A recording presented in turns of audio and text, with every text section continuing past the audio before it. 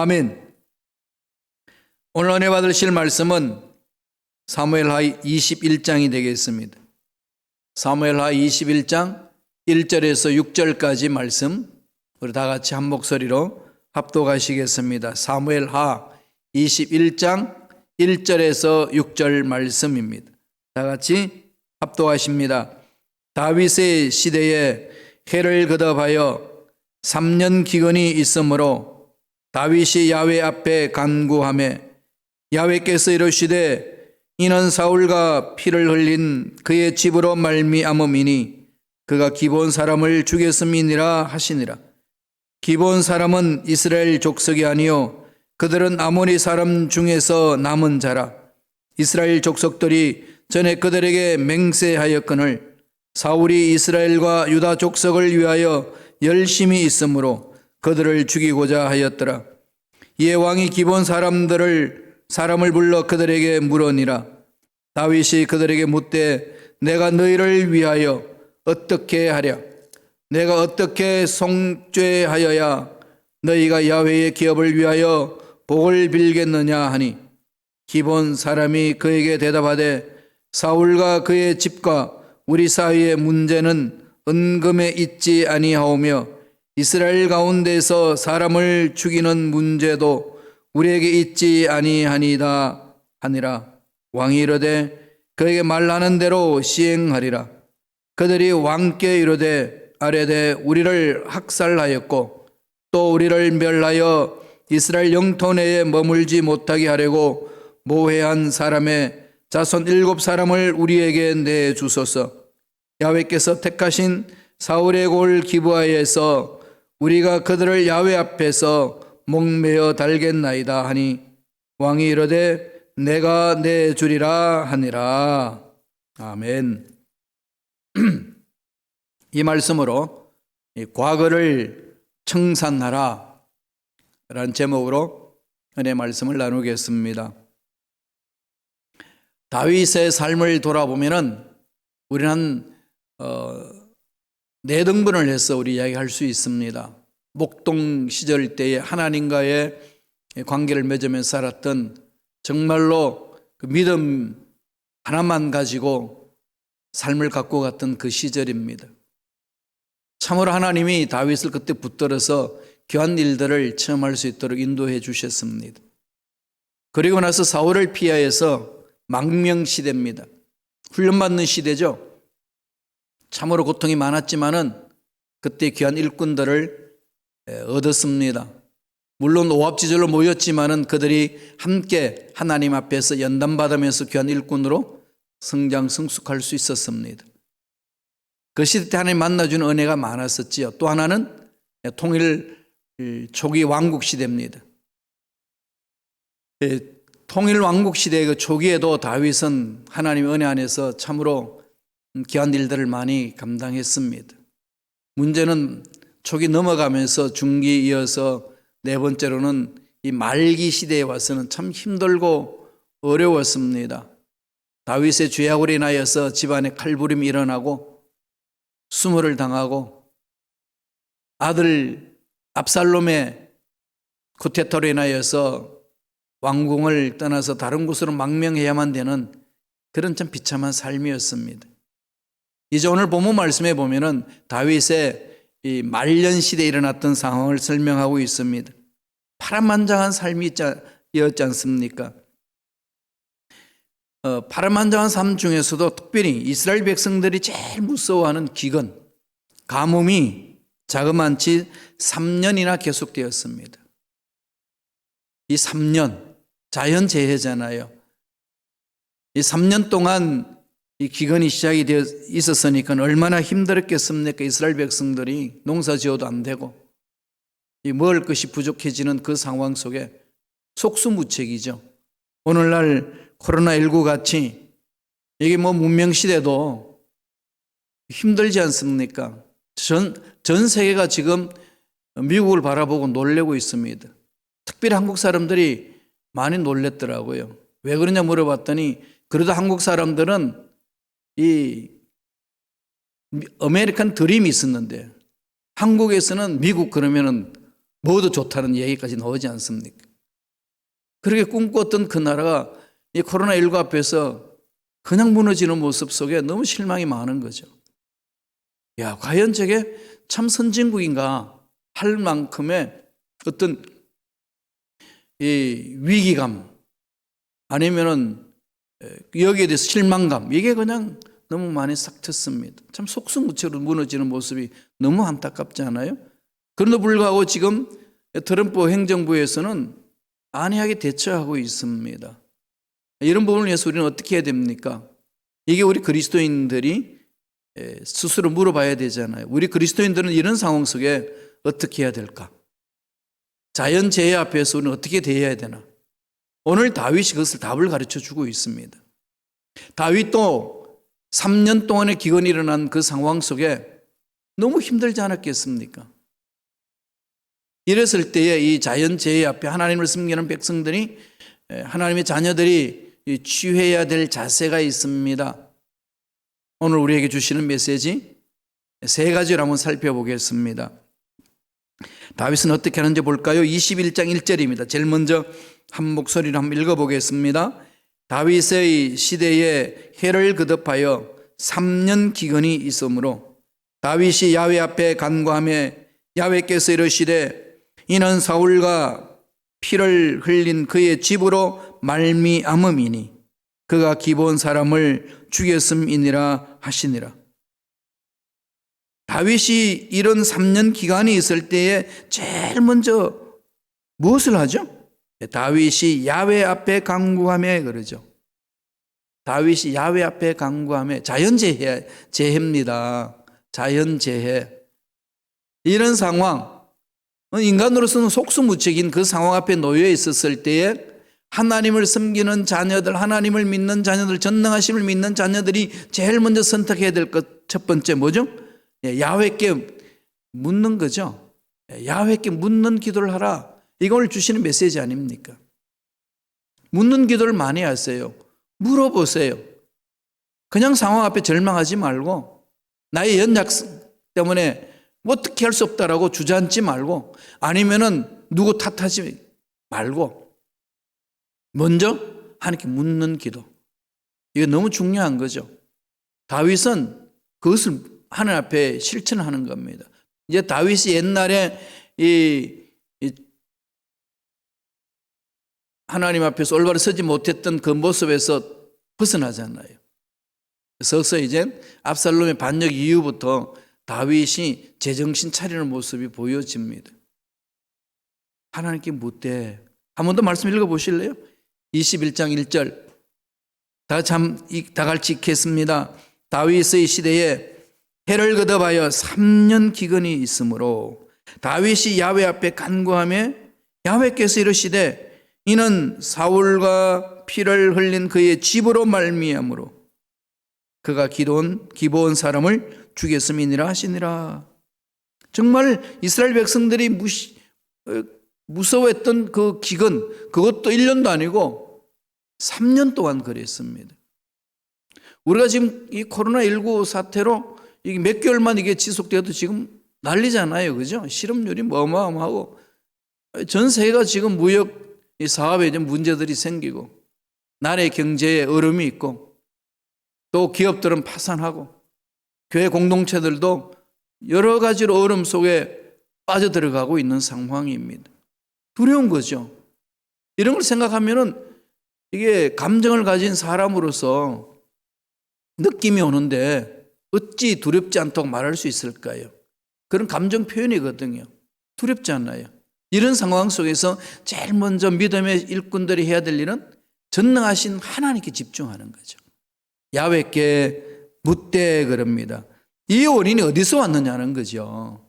자연재해인데 왜 이런 일이 있습니까? 물어보는 거 아니겠습니까? 근본 문제를 바라보는 거죠. 그럴 땐 하나님이 뭐라고 말씀하시나요?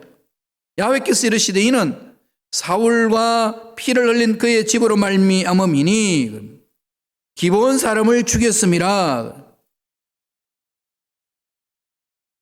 어려운 문제 앞에 부닥쳤을 때에 믿는 자녀들이 가장 먼저 택해야 될 부분이 무엇인지를 오늘 다윗을 통해서 배울 수가 있는 거죠. 이 다윗의 위대한 점이 이런 거 아니겠습니까? 넘어지고 엎어졌다가도 다시 일어나는 겁니다. 여러분 인생사 중에 지난날 삶을 돌아볼 때에 난 너무나도 잘못 살았어. 그 순간 너무 잘못 선택한 거야. 그 선택 때문에 지금 내 인생이 이렇게 꼬였어. 망쳤어. 어쩔 수 없는 거야. 이렇게 낙심하고 계신 분 계시나요? 다윗한테 배우십시오. 다윗은 넘어졌습니다. 어마어마한 경고적인 하나님으로부터 예언도 듣습니다.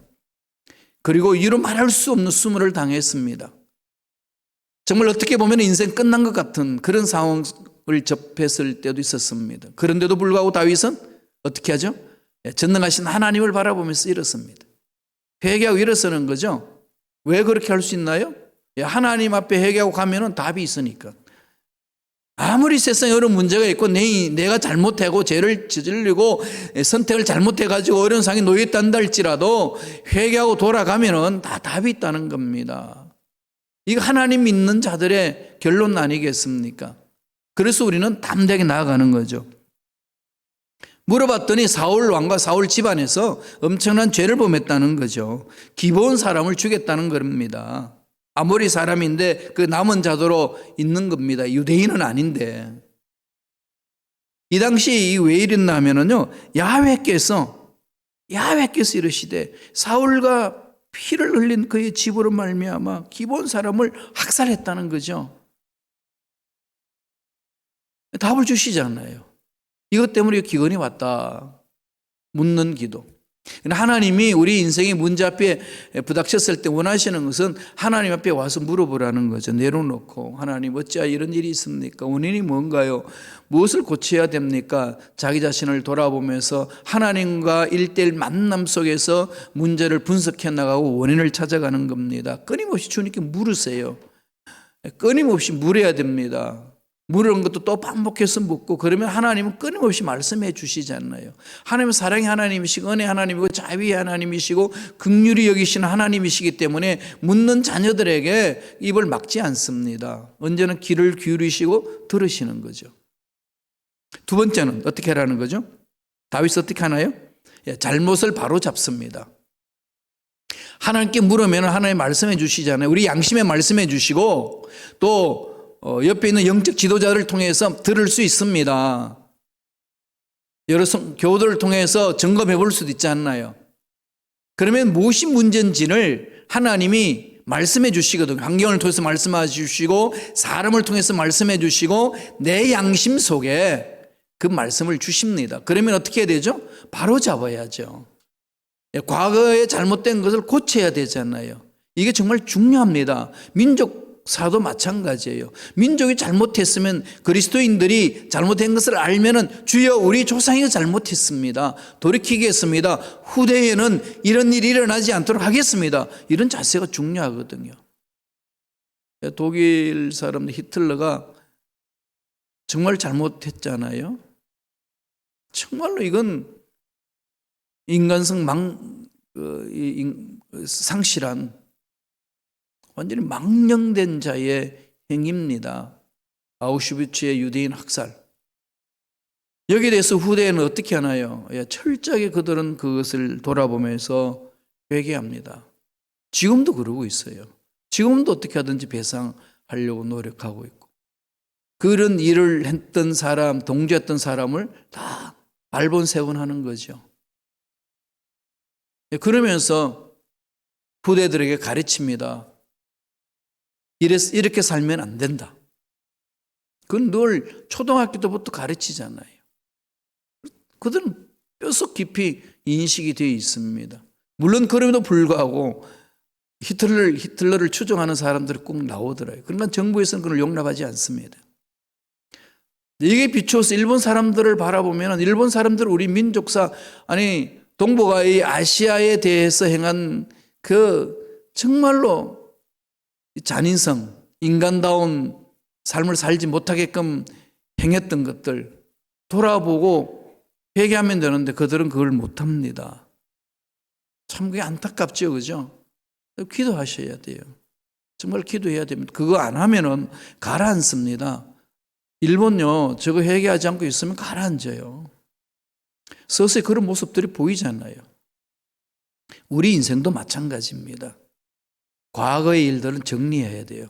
청산하라는 거죠. 고치라는 거죠. 여전히 한을 품고 살지 말라는 거 아니겠습니까? 말씀 보실래요? 다윗은 이렇게 이야기합니다. 21장 3절에 다 같이 읽어보겠습니다. 다윗이 그들에게 묻되 내가 너희를 위하여 어떻게 하랴? 내가 어떻게 속죄하여야 너희가 야훼의 기업을 위하여 복을 빌겠느냐 하니, 이미 이제 다윗은 하나님께 물어보니까 원인이, 이 학살의 원인이 있다는 거죠. 그러니까 땅에서 핏소리가 하늘에 호소된 겁니다. 이거 해결하라는 거죠. 사울 왕 때부터 해왔던 것들, 또 사울을 따른 사람들이 뭐 이방인들 멸족시킨 것은 당연하다고 생각해 왔던 겁니다. 그러나 그들이 죽어가면서 하소연한 게 있었던 겁니다. 땅에서 소리가 들린 거죠, 하나님 앞에. 하나님은 그것을 지켜보고 계신데 다윗 왕까지도 이것이 전혀 돌아보지도 않고 있습니다. 3년 기근이 일어났다는 거죠. 하나님 그걸 풀어주시지 않나요? 그러니까 다윗을 그것을 깨닫고야 어떻게 하면은 너희들이 한을 풀어줄 수 있겠냐? 어떻게 하랴? 이거죠. 원래 기본 사람들은요, 이 여호수아 시대 때 화친을 맺었잖아요. 그래서 여호수아 시대 이후부터는 이스라엘 백성들과 친하게 지냈습니다. 성경에 정확하게 나타나 있지 않지만은 기본 자손들이 사울 왕 때에 이스라엘 백성들과 함께 살고 있었는데 사울이 그들의 삶을 못마땅히 여겼습니다. 그래서 무죄한 기본 사람들을 그냥 다 학살시켜 버렸어요. 다 멸해버렸습니다. 남은 가족들이 있겠죠. 다 멸종시키는 가운데서 살아남은 사람들 있지 않습니까? 그렇게 해서 민족이 이렇게 이어져 가고 있는데 이들이 다윗 앞에 와가지고 이야기를 해주는 겁니다. 어떻게 하랴? 묻는 거죠. 이건 참 우리 개인사도 마찬가지고 민족사도 정말 마찬가지입니다. 우리 미국 정말 하나님이 축복해 주신 땅이잖아요. 전 세계 어딜 가도 이런 땅 없습니다. 넓지요. 자원 풍부하지요. 얼마나 이게 하나님 주신 땅입니까? 그리고 이 미국이 청교도 신앙으로 건립된 나라잖아요. 400년이 올해 400년 됩니다. 신앙생활 잘하기 위해서 찾아왔어요. 하나님 잘 섬기고 하나님이 그 믿음 모시고 후손들을 축복해 주잖아요. 전 세계에 그냥 경찰 국가로 섬길 수 있도록 힘을 주시고 능력을 주시고 은혜를 주시고 또 유럽에서 그 많은 천재, 그 많은 인재들을 히틀러가 핍박하니까 다 미국으로 망명 오게 해가지고 뭐 물질 문명에 그냥 인문학까지 그냥 정신문학까지 그냥 엄청나게 꽃을 피게 만들어 주지 않습니까? 그런데 지금 곤두박질 치고 있습니다. 이 부분들 어디서 문제가 일어났는지 살펴야 되죠. 신앙적으로 우리가 이게 전환점을 이룬 점이 있습니다. 뭐 잘 아시다시피 케네디 대통령 시점에서 마음껏 말씀 공부와 기도 생활을 하지 못하도록 공적으로 그걸 금하는 법을 만들지 않습니까? 그 이전에 또 이랬습니다. 뭘까요? 이 미국을 개척해 나가면서 인디안들에게 너무 학살을 많이 했습니다. 그 인디안들 학살하는 뒷이야기를 보면은요, 너무 비참합니다. 이걸 정말 정확하게 꼬집고 회개해야 된다고 이 부분들이 미국 내에 그렇게 강하게 일어나지 않습니다. 이거 돌이켜야 돼요. 이 정리해 줘야 되거든요. 지금도 인디안들 보세요. 보호구역 딱 만들어 놔놓고 주류 사회에 감히 들어오지 못하도록. 테두리라는 건 갇혀 살도록 만들잖아요. 이런 부분들에 있어서 우리 그리스도인들이 깨어서 기도하고 하나님 이들의 잘못된 것들을 통해 자복하고 하나님 앞에 돌아서고 새롭게 시작할 수 있도록 은혜를 달라고 우리는 간절히 기도해야만 됩니다. 다윗이 이런 부분들을 바라보고 3년 기근이 바로 그 원인이라는 사실을 알고 청산합니다. 그랬더니 기브아 사람들이 뭐라고 이야기하나요? 한번 보실래요? 기브온 사람들이요 이런 말을 합니다. 4절에 있습니다. 다 같이 우리 한 목소리 읽어볼까요? 기브온 사람이 그에게 대답하되 사울과 그의 집과 우리 사회의 문제는 은검에 있지 아니하오며 이스라엘 가운데서 사람을 죽이는 문제도 우리에게 있지 아니하니이다 하니라. 왕이 이르되 너희가 말하는 대로 시행하리라. 돈 문제도 아니고 전쟁 문제도 아닙니다. 보상 문제가 원치 않습니다. 뭘 해달라는 거죠? 한을 풀어달라는 거죠.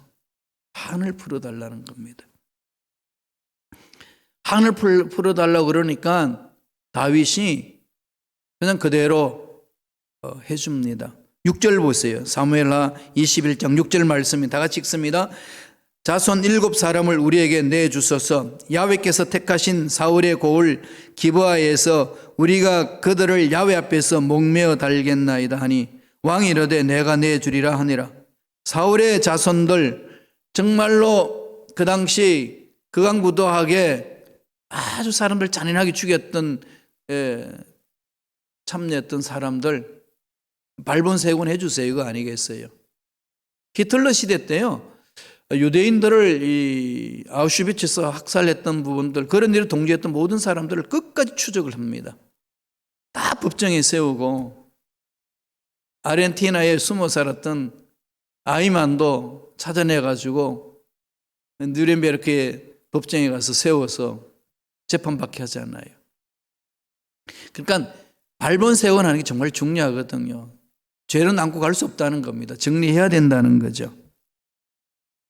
하나님이 이런 부분들 우리에게 풀어주신다는 겁니다. 물론 이것을 정말 합리적으로 감정 섞지 않고 그 사건만 가지고 잘 다루어야 됩니다. 근데 우리 민족은 너무 감정이 치우치다가 보니까 패거리 싸움으로 변할 때가 너무 많이 있어요. 안타깝죠, 그죠? 정말 기도해야 돼요. 여러분, 교회 내에서도 그런 일이 많습니다. 재직하다 보면은 이게 어떤 의견이 다를 수 있잖아요. 의견이 다르는 거지. 인격을 그 사람 무시한다든지 나와 너와는 적이야 이렇게 선포하는 거 아니거든요. 그냥 한 사건에 한 일에 대해서 의견이 다를 뿐입니다. 방법이 다를 뿐이지 그냥 그렇게 받아들여야 되는데 그냥 팩트로 받아들여야 되는데 그게 감정을 섞어버립니다. 너 나한테 반대해? 넌 내 적이야. 회의하다가 싸우다가 나가서는 돌아보지도 아니하고 겉어보지도 아니하고 이런 안타까움이 있어요. 제가 프랑크푸르트에서 사역할 때 그랬습니다. 반대 의견 나오니까 뭐야 의자를 들고 막 싸움판 벌리는 거죠. 너 나 무시하는 거야 이러면서. 무시하는 게 아니고 다른 의견을 제시하는 거예요. 그냥 의견만 다를 뿐이지 인격과 인격 간에 무시하는 거 아닙니다. 이건 빨리 우리가 구분해야 돼요. 사실로만 봐야 되는 거죠. 근데 이게 원한을 풀어주는 일이 있었어도 이런 사실만 보고 합리적으로 풀어가야 되는데 감정 섞으면은요 나라가 두쪽납니다. 정말 어려워요. 그래서 기도하셔야 돼요. 정말 기도를 풀어야 됩니다. 다윗은 이런 부분들을 지혜롭게 잘 풀어주잖아요. 하나님도 우리에게는요 원수 갚는 것은 내 손에 맡기라 그러잖아요. 그래서 기도해야 되는 거거든요. 일본을 위해서 열심히 기도하세요. 저들이 알 수 있도록 깨닫고 돌아올 수 있도록. 6.25 사변을 일으켰던 이 북한 공산당원들도 좀 그 부분들 민족사적으로 돌이킬 수 있도록 기도하면 되잖아요. 하나님 앞에서 그냥 미움 감정만 내세우지 마시고 기도하시면서 그 사건만 풀어나갈 수 있도록 해야 됩니다. 이렇게 말하는 김 목사도 잘하느냐? 그렇지 못해요. 감정을 가진 인간이 어떻게 그게 쉬운가요? 쉽지 않습니다. 다 아시잖아요. 그럼에도 불구하고 우리는요 자꾸 몸부림쳐야지 어려우니까 어쩔 수 없는 거야 이럴 수는 없는 거죠. 예수님이 오셔서 우리 한을 풀어주시는 분인데 말씀 보세요. 누가복음 4장 18절 말씀 다 같이 한번 읽어볼까요? 한 목소리 읽습니다.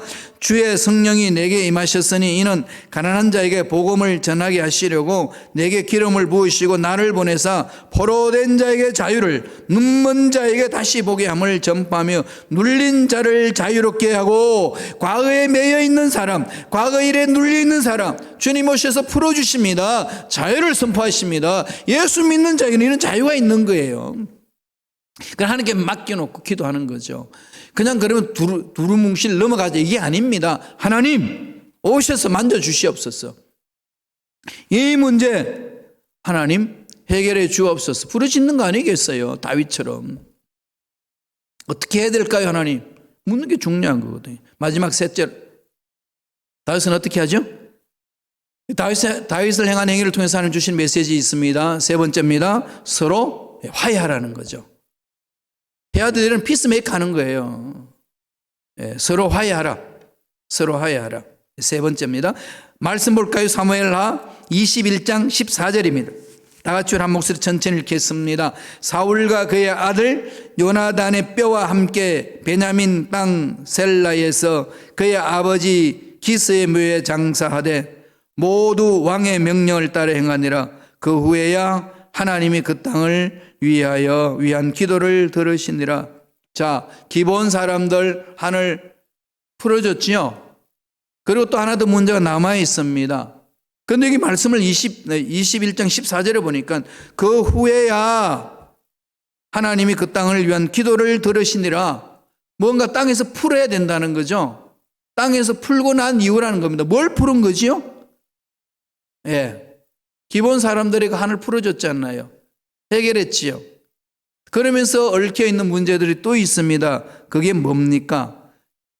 14절에 보니까 사울과 그의 아들 요나단의 뼈와 함께 베냐민 땅 셀라에서 그의 아버지 기스의 묘에 장사하되 그럽니다. 이게 무슨 일일까요? 배경이 있겠죠. 블레셋과 전쟁 칠 때에 사울과 요나단이 전사하잖아요. 그래서 그 블레셋 사람들이요, 이스라엘 왕을 죽였다. 그래서 우리는 이겼다. 이게 왕의 목이고 이게 아들의 목이다. 이러면서 장대 매달았습니다. 시체를. 그러면서 우리가 이겼다는 겁니다. 그런데 어느 누구도 그 왕, 초대 왕의 시신을 거두어서 묘소에 안장을 해야 된다라고 하는 것이 없었어요. 이런 부분들이 없으니까 그냥 간 겁니다. 그런데 기보 온 사람들의 문제점들을 다 해결하고 나니까 사울이 그렇게 해서 피를 흘리게 했는데 그럼 이 집안이 어떻게 됐냐? 살피기 시작한 거죠. 그래서 거기 있는 블레셋의 그 시신 있는 것을 다 가지고 옵니다. 가지고 와서 제대로